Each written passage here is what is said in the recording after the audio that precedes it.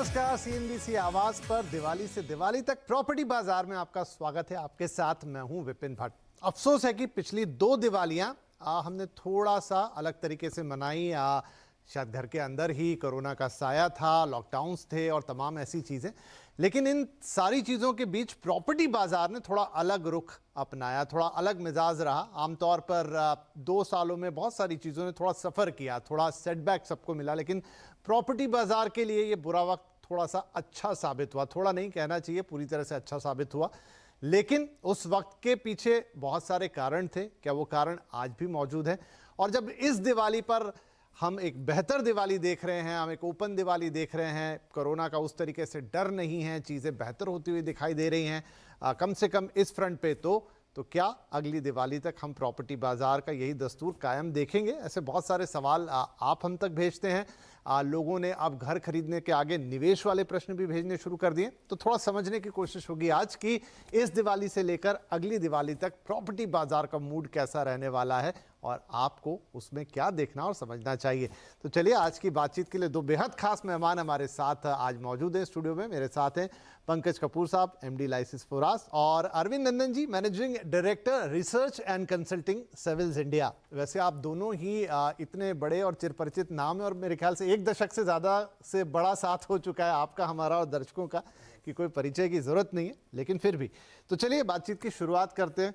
तो कपूर सर, आपसे ही शुरुआत करते हैं कि ये पिछले 2 साल जो हमने देखे रियल एस्टेट इंडस्ट्री के लिए तो अच्छे ही कहेंगे, जहां पर सेल्स वापस लौटते हुए दिखाई दिए, लोगों ने घर खरीदे, रजिस्ट्रेशन के नंबर में रिकॉर्ड्स पे रिकॉर्ड्स बने और तमाम चीज़ें होती हुई दिखाई दी। कारण हम शायद बहुत बार डिस्कस कर चुके हैं, लेकिन अब बड़ा प्रश्न यहाँ से ये आता है कि क्या ये कारण लॉन्ग लास्टिंग है, मतलब सदैव चलते रहेंगे, या इनकी भी एक उम्र है जो अब जबकि हम देख रहे हैं इंटरेस्ट रेट बढ़ने जा रहे हैं या बढ़ रहे हैं इनफैक्ट, और चीज़ें बदल रही हैं, अब चीज़ें भी सामान्य होने लगी हैं, आपके दूसरे खर्चे भी शुरू हो गए हैं, प्लस ये भी है कि इकोनॉमिक सिनारियो अभी कोई बहुत अच्छा तो नहीं कह सकते, इन्फ्लेशन और तमाम चीज़ों के बीच दुनिया में भी जो जियोपॉलिटिकल टेंशन है वो भी हावी ही है।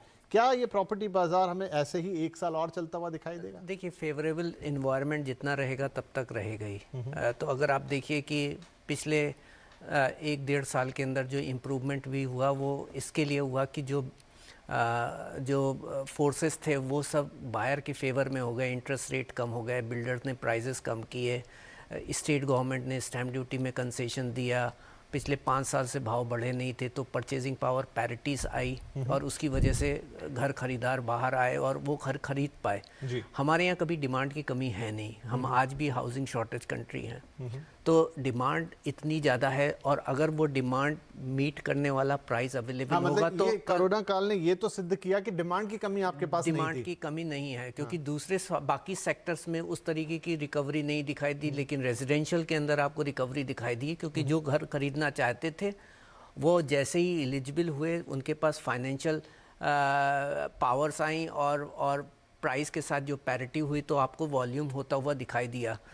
तो और ये जो पैरिटीज़ है, एक हमारा ग्राफ है इन्फ्लेशन एडजस्टेड प्राइसेस और इंटरेस्ट एडजस्टेड अफोर्डेबिलिटी, तो 2014 से जो प्राइसेस बढ़े नहीं थे उस पीरियड में जो इनकम बढ़ी, तो ये पैरिटी आज 2003-2004 के लेवल पे है, जो पिछले अगर आप 2003-04 से अभी तक देख लीजिए तो ऑलमोस्ट 2 दशक के बाद उस तरीके की पैरिटीज़ आपको दिखाई दी। तो मार्केट स्पेकुलेटिव नहीं था और इस पीरियड में डिस्पाइट इंटरेस्ट रेट 2-3 बार बढ़ चुके हैं और आज हम 8 और 8.5 के लेवल पे पहुंच रहे हैं, लेकिन फिर भी वो दिख रहा है कि इस वक्त भी हमारी affordability is more than the prices. और यही कारण है कि कुछ बिल्डर्स ने प्राइजेस बढ़ाना चालू कर दिया, बट ये एस्ट्रोनॉमिकल इंक्रीज नहीं है जैसा पिछले दशक में होता था। सप्लाई बढ़ती थी, स्पेकुलेटिव प्राइस बढ़ती थी, इन्वेंट्री बढ़ रही थी, बिल्डर होल्ड करता था। आज वो माहौल नहीं है। आज बिल्डर्स ने कुछ हद तक जो इन्फ्लेशनरी प्रेशर है वो उसको खुद को एब्जॉर्व किया है।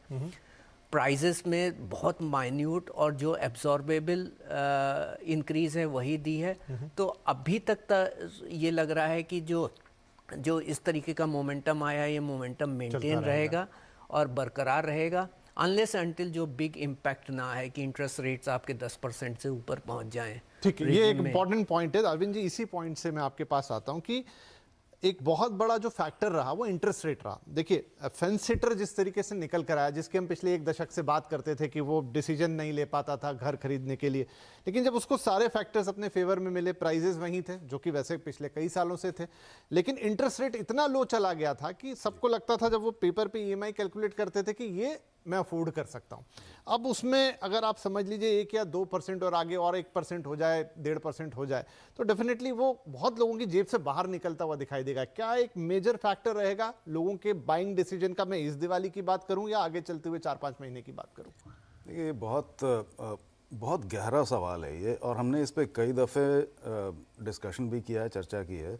इंटरेस्ट रेट 4% पे होल्ड करके रखा, रेपो रेट को हमने होल्ड करके रखा डेढ़ पौने 2 साल करीब, और अभी 4 सक्सेसिव इंक्रीजेस आई हैं।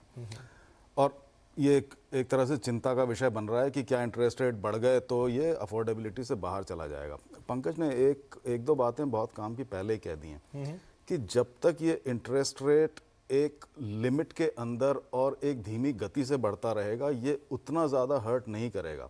लेकिन अगर ऐसा होता है कि आने वाले 5-6 महीने में ही 300 बेसिस पॉइंट बढ़ जाए, और जो जिस रेट पर बैंक देते हैं इंटरेस्ट लोन, वो अगर 10% पहुंच जाए, तब इसका असर दिखाई पड़ना चाहिए। अभी जिस गति से बढ़ा है और जहां तक बढ़ा है, या इसी गति से मान लीजिए अभी 1-2 और इंक्रीजेस होंगे, ये लगभग तय है। उससे मार्केट से जो बायर है वो बाहर चला जाएगा, ऐसा नहीं लगता अभी।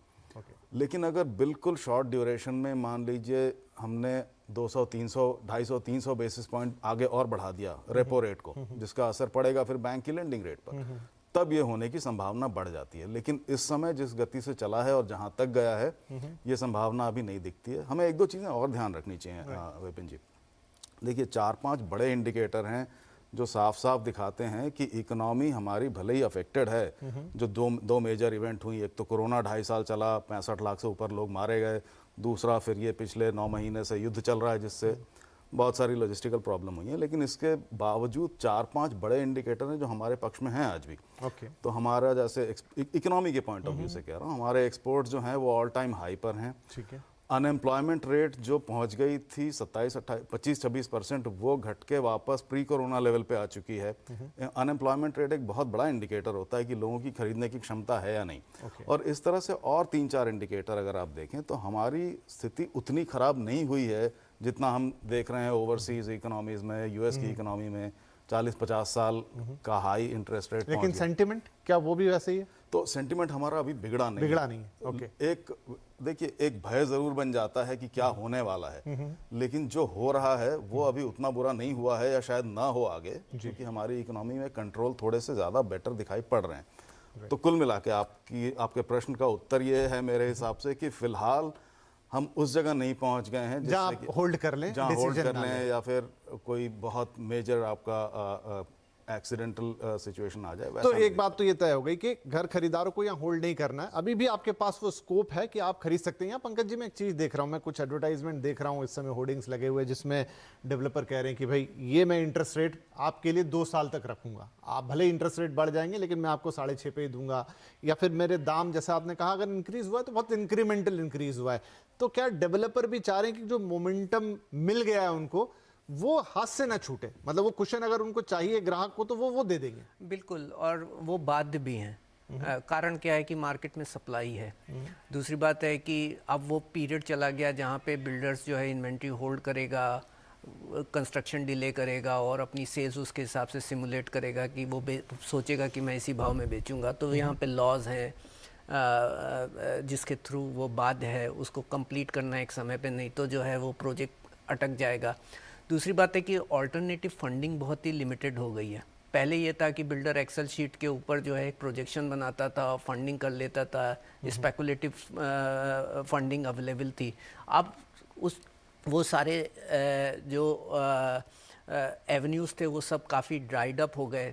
बैंक की भी लेंडिंग जो है उसकी सेल्स वेलोसिटी से इंटीग्रेटेड है कि बैंक बोलता है कि भाई मैं तुमको पैसा तो देने को तैयार हूँ लेकिन तुमको इतना इतना माल बेचना पड़ेगा, तुमको कैश फ्लो मैनेजमेंट करना पड़ेगा। तो जो पुराने जो लेसन्स थे उसने एक मार्केट को बड़े ही प्रूडेंट स्पेस के ऊपर ला करके खड़ा कर दिया है। और यही कारण है कि बिल्डर को एक सेल्स वेलोसिटी मेंटेन करनी पड़ेगी। पिछले 2 क्वार्टर्स के अंदर हमने देखे अनप्रेसिडेंटेड लॉन्चेस थे। एक जून क्वार्टर में 1,10,000 यूनिट टॉप 8 सिटीज़ में लॉन्च हुई, वो हिस्टोरिकली अभी तक कभी नहीं हुई थी। इस क्वार्टर में भी हम 90,000 यूनिट की लॉन्चेस पे आ गए। तो जो ड्यूरिंग कोरोना काल में जो इन्वेंट्री में थोड़ा रिडक्शन हुआ था वो वापस से ऊपर बढ़ना चालू हो गया, और ये दिखा रहा है कि बिल्डर को जो आज के दिन अगर वेलोसिटी मेंटेन करनी है तो प्राइजेस अफोर्डेबल बना करके रखने पड़ेंगे, वो खुद पास ऑन नहीं कर सकता। तो एक यही कारण है कि आज जो है कई सारे आपको बिल्डर ऐसे दिखाई देंगे जो बोलते हैं कि जो इन्फ्लेशनरी प्रेशर है वो पास ऑन नहीं कर रहे हैं, वो इंसेंटिव्स दे रहे हैं, स्कीम्स दे रहे हैं और अपनी सेल्स मेंटेन करना चाहते हैं। राइट तो चलिए बिल्डरों की तरफ से ज्यादा भाव बढ़ते हुए नजर नहीं आएंगे, पहला क्वेश्चन। और दूसरा ये कि जो इंटरेस्ट रेट वाला फैक्टर है, बहुत सारे डेवलपर ये स्कीम लेके ऑलरेडी मार्केट में है कि वो आपका 1-1.5 साल 2 साल तक जो इंक्रीज इन इंटरेस्ट रेट है वो भी एब्जॉर्व करने के लिए तैयार है। मतलब वो घर बेचना चाह रहे हैं और चाह रहे हैं कि आपको वही कंफर्ट मिले जो पिछले 1-1.5-2 साल के अंदर मिल रहा था। अब 2 अहम सवाल होंगे, एक छोटा सा ब्रेक लेते कि आज बुकिंग तो आप करा लेंगे लेकिन डिलीवरी, जिसका एक बहुत बड़ा इशू हमेशा से रहा है, अब हम जिस एज में है, जिन नियमों के साथ है रेरा वाले समय में, उसके गुंजाइश कम होती है कि कोई धोखाधड़ी हो, लेकिन फिर भी। और दूसरा ये कि बहुत सारे लोग आप में से अब ये पूछने लग गए हैं कि क्या निवेश करने के लिए वक्त आ गया। दोनों अहम सवाल शुरू से देखते हैं।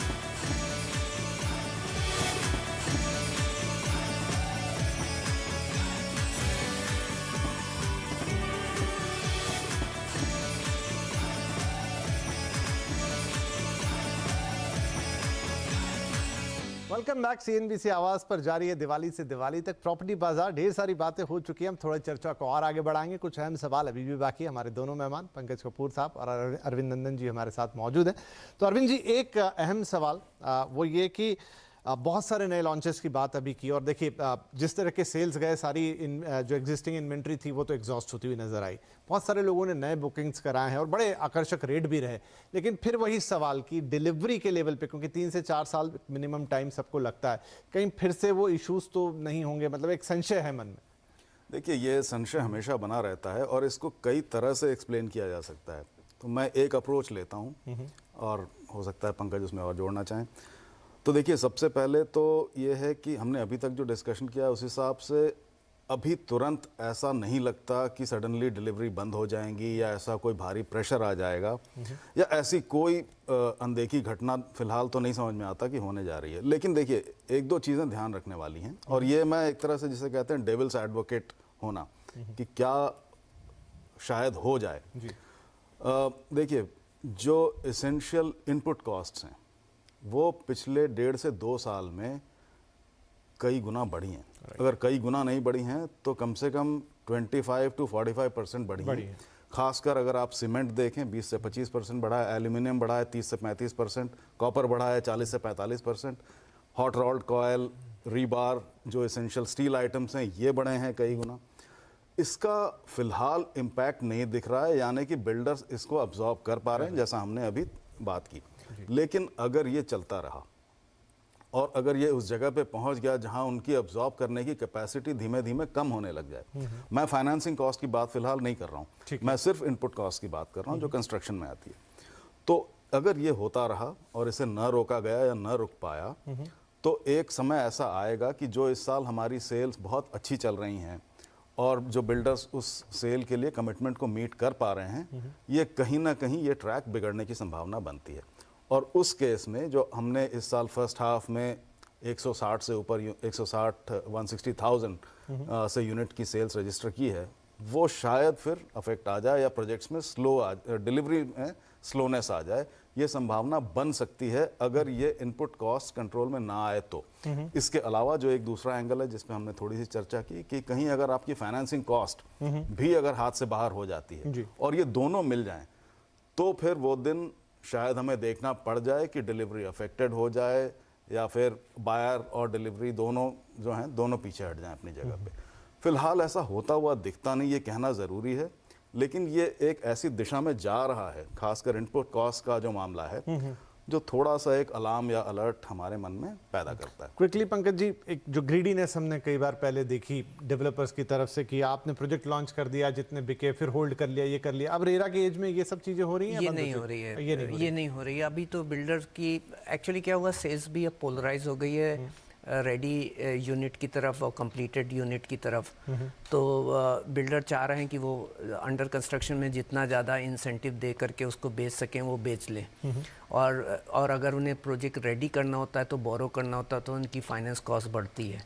और वो ग्रीड ख़त्म हो गई क्योंकि रेरा आ गया। वो एक पीरियड दूसरा था कि जहाँ पे आपके पास फंडिंग के ऑप्शंस थे, कोई लेजिस्लेशन नहीं था, बिल्डर को लगता था कि वो धीमे धीमे बेच लेगा। अभी वो सब ख़त्म हो गया है, क्योंकि अगर वो प्रोजेक्ट डिले करता है तो then he is liable for penalty, interest उसको पेमेंट करना पड़ता है, कंज्यूमर को देना पड़ता है। तो वो पीरियड पूरी तरह ख़त्म हो गया। लेकिन मैं ये भी बोलूँगा कि इस वक्त आपको प्राइस करेक्शन रिस्क नहीं दिखता, लेकिन एग्जीक्यूशन रिस्क फिर भी दिख रहा है। ओके। तो दो एस्पेक्ट्स ये है कि प्राइजेस बढ़ सकते हैं और मार्केट एब्जॉर्व करेगा उस तरीके की इंक्रीज इन प्राइजेस अगर वो इन्फ्लेशन ड्रिवन ही रहे। जैसे दूसरी कमोडिटी के भी प्राइसेस बढ़ रहे हैं, लेकिन आपको डिमांड मेंटेन होती हुई दिखाई देती क्योंकि इन्फ्लेशन ड्रिवन है, स्पेकुलेटिव प्राइस नहीं है जो पहले होती थी कि 20% यही थी ना, मतलब चीजों के दाम बढ़ने में दिक्कत नहीं है, लेकिन वो जब स्पेकुलेटिव तरीके से बढ़ते हैं, 30% भाव बढ़ जाए और आप 10 गुना जो है ना 10 साल के अंदर भाव कर दीजिए, उसके बाद आपको ज़रूरी उसमें डाउन स्लाइड होगा। वो पीरियड अभी ख़त्म हो गया।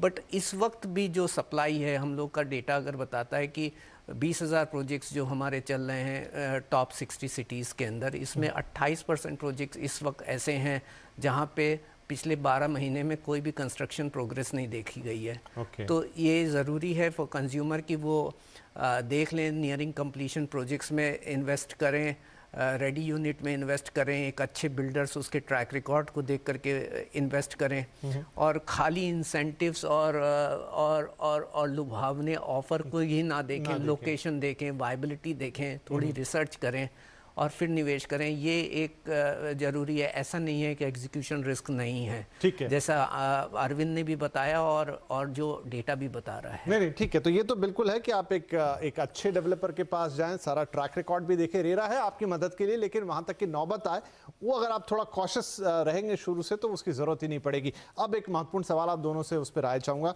पिछले कुछ दिनों में जब से हमने देखा 1.5-2 साल में प्रॉपर्टी की सेल अच्छे हुए हैं, तो बहुत सारे I think they are genuine निवेशक, मैं कहूँगा, हमारे जो दूसरा शो है प्रॉपर्टी गुरु, वहाँ पे बहुत प्रश्न आने लग गए कि मैं इस प्रॉपर्टी में निवेश करना चाहता हूँ। तो अरविंद जी, क्या वो वक्त आ गया है जब मैं कहूँगा डिसेंट रिटर्न की आप उम्मीद करें? जैसा हम कह रहे हैं कि ये बायर्स मार्केट ही है, लेकिन क्या आप निवेशक भी, जो जेन्युइन निवेशक है, स्पेकुलेटर नहीं है, वो निवेश भी कर सकता है प्रॉपर्टी में? आप जी कर सकते हैं। देखिए, हमने एक ऐसा समय देखा था आज से 12-15 साल पहले, जब आप निवेश करते थे और 3-4 साल में डबल हो जाता था। और उसने एक तरह से बुरी लत लगा दी कई इन्वेस्टर्स को कि ये तो 4-5 साल में डबल होना चाहिए, वरना मैं इन्वेस्ट नहीं करूंगा।